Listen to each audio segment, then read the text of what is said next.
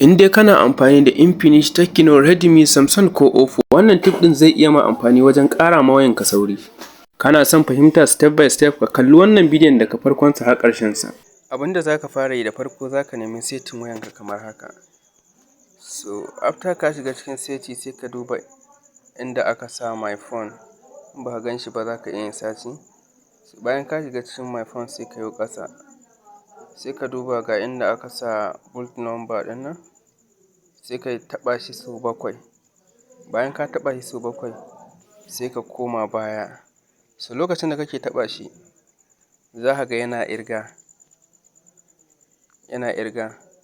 So bayan ka ma'ana in ka taɓa shi sau ɗaya, za ka ga yana ragewa har izuwa na ƙarshe.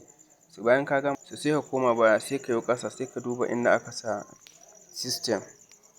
So bayan ka shiga system, sai ka yo ƙasa, sai ka duba ga inda aka sa developer option ɗin nan.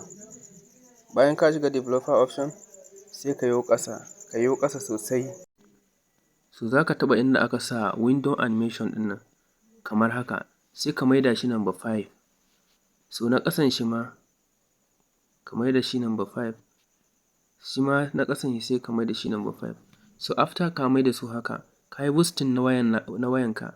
Wayanka za ta ƙara sauri. Duk wani abu da kake so ka yi, za ta dinga yi ma shi ba tare da ɓata lokaci ba.